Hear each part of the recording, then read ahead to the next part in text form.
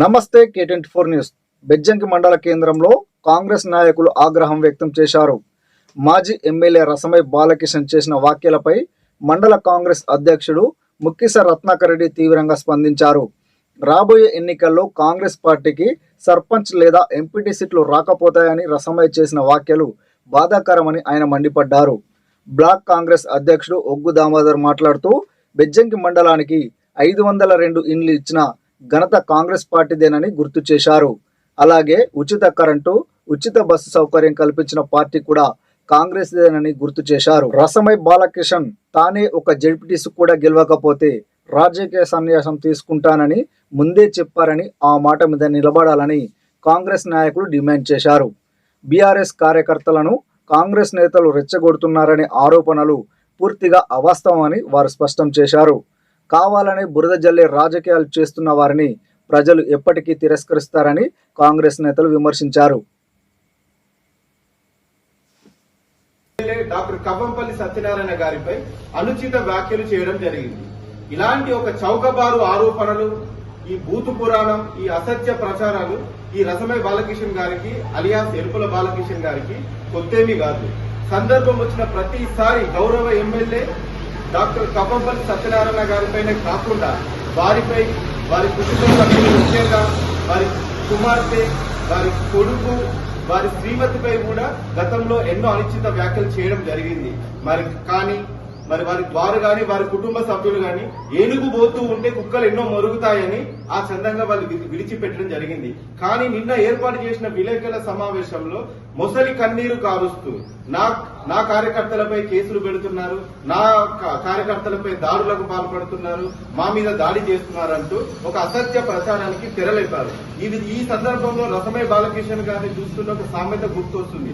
పచ్చ కామెర్లోడికి లోకమంతా పచ్చ కనబడుతున్నట్టు నీ 10 ఏళ్ల పాలనలో నువ్వు ఎంతమంది విలేకరులకు ఫోన్లు చేసి వారిపైన ఏ విధంగా విరుచుకపడింది ఈ మానకూరు నియోజకవర్గానికి తెలుసు. ముఖ్యంగా అధికారులను నీ చెప్పు చేతల్లో పెట్టుకొని ప్రశ్నించిన మాలాంటి సాధారణ కార్యకర్తలపై కూడా నువ్వు ఎస్సీ ఎస్టీ అట్రాసిటీ కేసులు పెట్టిన ఘనత నీది. నువ్వు మర్చిపోయావా? నీ బూతు పురాణం సరిగ్గా నా 5 సంవత్సరాల కిందట నవంబర్ 8వ తారీఖున నువ్వు నాకు ఫోన్ చేసి మాట్లాడిన ఈ బూతు పురాణం మర్చిపోయావా?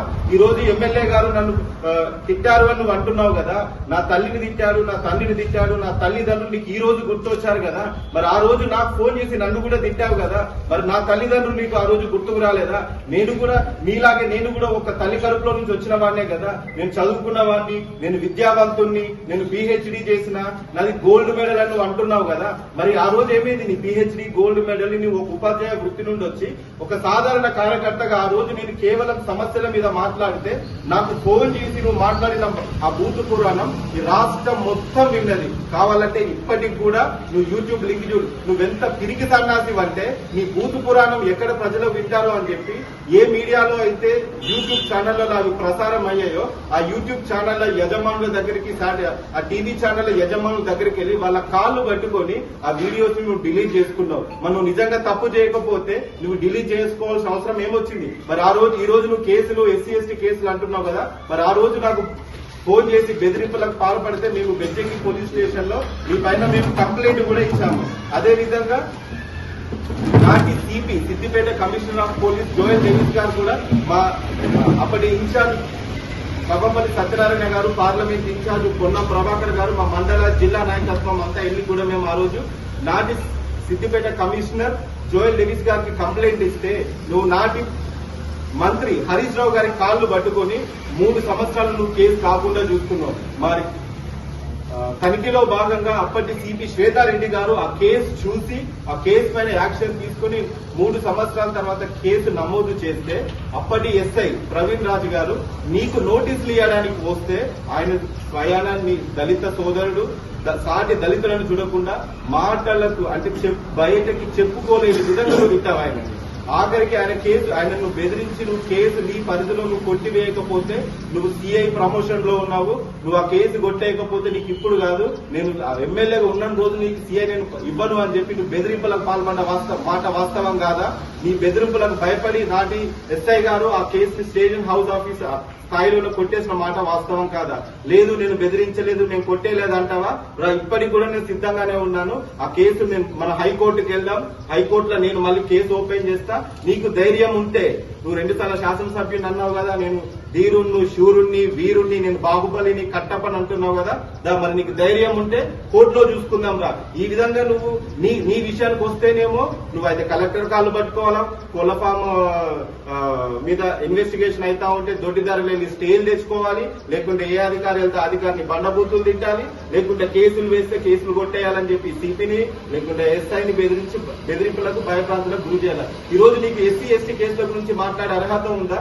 ఈ రాష్ట్రంలో కేవలం దళితుల హక్కుల కోసం తీసుకొచ్చిన అంబేద్కర్ గారు రాసిన రాజ్యాంగం నుండి వచ్చిన ఆ ఫలం కేవలం హక్కులు కాపాడడానికి ఇచ్చిన ఎస్సీ ఎస్టీ అట్రాసిటీ కేసుని నువ్వు ఏ విధంగా దుర్వినియోగం చేస్తావు? నా ఒక్కడి పైన 2 సార్లు ఎస్సీ ఎస్టీ అట్రాసిటీ కేసు పెట్టావు. ఈ రోజు నీకు దళితులు గుర్తొస్తున్నారా?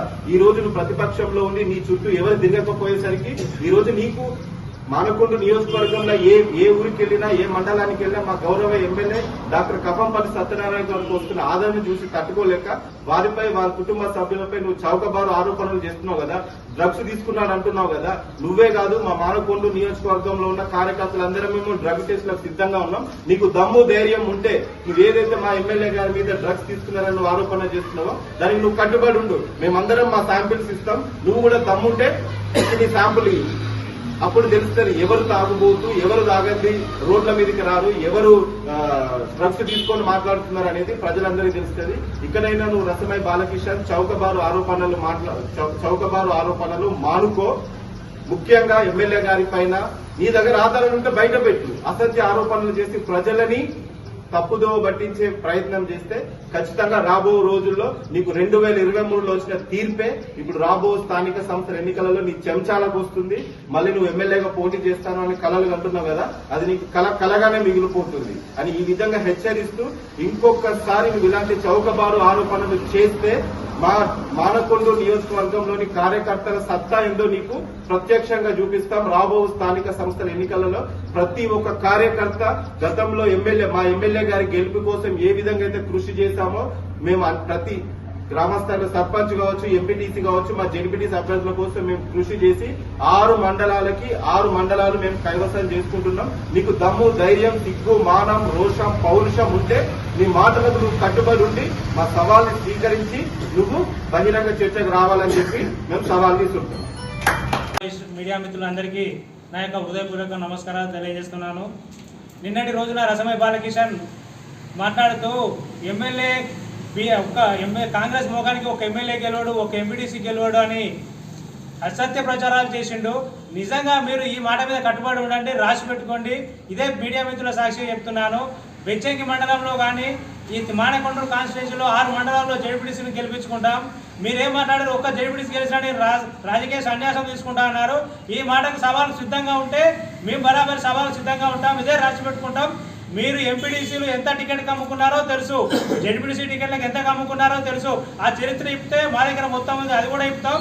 మీరు ఖబర్దార్ ఇప్పటికైనా మా పార్టీ నాయకులమైనా కానీ మీరు టికెట్ల గురించి మాది ఏదో కార్యకర్త గెలుపుకోవడం అనేది ప్రజలు నిర్ణయిస్తారు. నువ్వు చెప్తానో నేను చెప్తానే కాదు. ఒకవేళ ఎంపీటీసీ సర్పంచులు అయినా ఆయన ప్రజల గ్రామాలు ఉన్న సత్సంబంధాలతోటే గెలుపడం నడితే కానీ అయ్యో రసమై బాలకిషన్ చెప్పిండు, నేను చెప్పిన ఓట్లు గెలుపడంలో నువ్వు చెప్తే కదా ప్రజలు నిర్ణయిస్తారు. అది దానికి వాళ్ళు కట్టుబడి ఉంటారు. వాళ్ళు నిర్ణయిస్తేనే సర్పంచులు అవుతారు, ఎంపీటీసీలు అవుతారు. నువ్వెవరు చెప్పడానికి ఒక్కరికి కాంగ్రెస్ ముఖానికి గెలవడానికి ఈ మాట నిలబడాలంటే రసమై బాలకిషన్ ఖబర్దార్ ఒక్కోసారి మాట్లాడితే మంచిగా ఉండదు. అలాగే కేసుల గురించి మీరు మాట్లాడుతున్నారు. కేసుల గురించి మాట్లాడితే మీరు దయ్యాలు వేదాలు వల్లించినట్టు ఉంటుంది తప్ప మీరు కేసులు మేము పెట్టలే. మీరు 10 సంవత్సరాలు వెళ్ళినాక మా మీద కేసులు పెట్టిర్రు. ఎన్ని బాయికాడ దౌర పట్టుకున్న మీద కేసులు పెట్టిన చరిత్ర మీది. మీరు కేసుల గురించి మాట్లాడతారు అయ్యే రోజు. దాని గురించి ఇప్పటికైనా కేసులు మీరు చేసిన కేసులు మీ పోలీసు వాళ్ళని అసలు మీ కార్యకర్తలు ఉసుగొలి మీదే లేదు. మీరు ఇంకా అనవసరంగా రెచ్చగొట్టినట్టు మీరు చెప్తారు తప్ప దానికి ఇది ఏదో సంబంధం లేదు. ఇక మీ బూతుల గురించి పురాణాలు మాట్లాడితే మీరేదో శుద్ధ పూసలు అయినట్టు, మీకు ఏం తెలియనట్టు, మీకు నోటిని మాట్లాడారన్నట్టు చెప్తారు.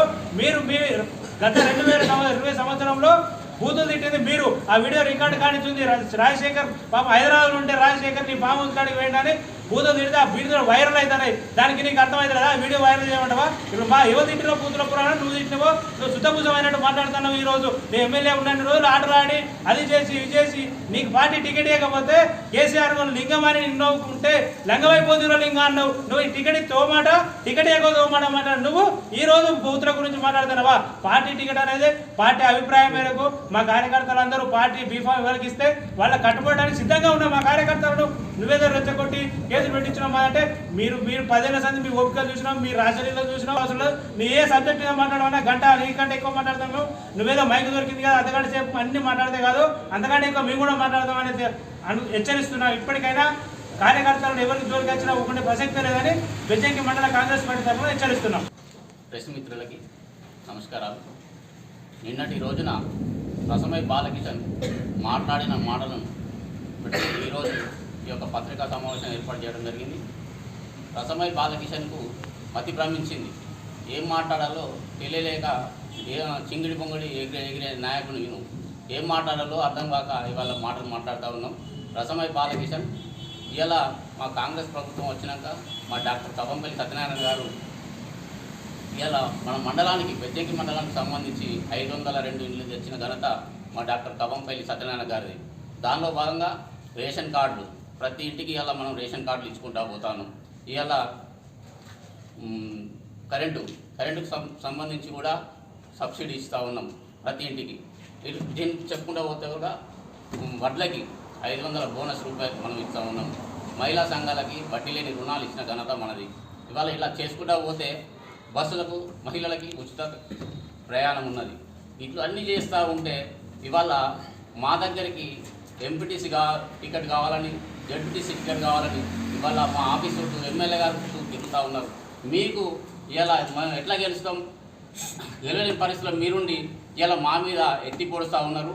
మీకు కార్యకర్తలు దొరకలేరు, పోటీ చేయడానికి అసలు మనుషులు దొరకలేదు. మా దగ్గర ఇలా మా చుట్టూ నా దగ్గరికి ఇలా మా మండలానికి సంబంధించిన ఎంపీటీసీ బీఫామ్ కావాలి అని చాలామంది, నేను సర్పంచ్ పోటీ చేస్తా అని వీళ్ళందరూ చాలామంది అడుగుతూ ఉన్నారు.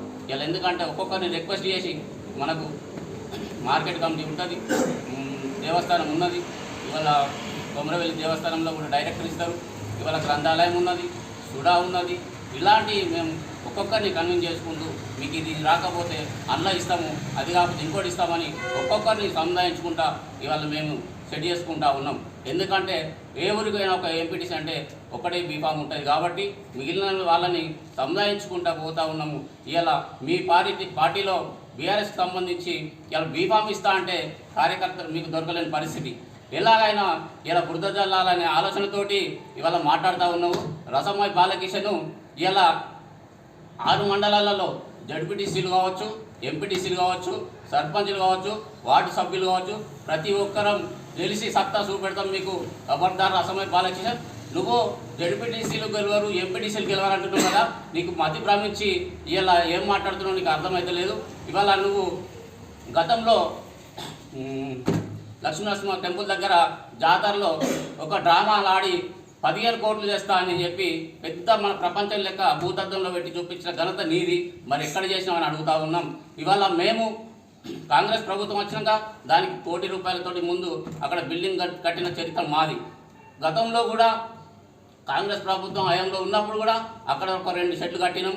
దానికి కనీసం నువ్వు పూత కూడా వేయలే కాదు కదా, కనీసం ఒక మెట్టు కట్టాలని పరిస్థితి నీది. ఇలా నువ్వు ఏం చేసినావని అడుగుతా ఉన్నాం. మీరు ఇందిరమ్మ ఇండ్లు మన డబుల్ బెడ్రూమ్ ఇండ్లు ఇస్తాను, బేగంపేటలో శిలాపలక పెట్టుకున్నావు, కల్లెపల్లిలో శిలాపలక పెట్టుకున్నావు, దాచారంలో పెట్టుకున్నావు. అసలు ఎక్కడ కట్టినావు? ఇలా ఎక్కడ కట్టాలని పరిస్థితి నీది. ఓటు మాకు వెయ్యరు ఎలా అనే ఆలోచనతో భయంతో ఇవాళ బురద చల్లితే ఏదో ఒకటి అవుతుందనే ఆలోచనతో నీకు మతి భ్రమించి మాట్లాడుతున్నావు. రసమై బాలకిషన్ ఇంకొకసారి మాట్లాడితే ఖబర్దార్ రసమై బాలకిషన్ అని హెచ్చరిస్తూ తెలియజేస్తూ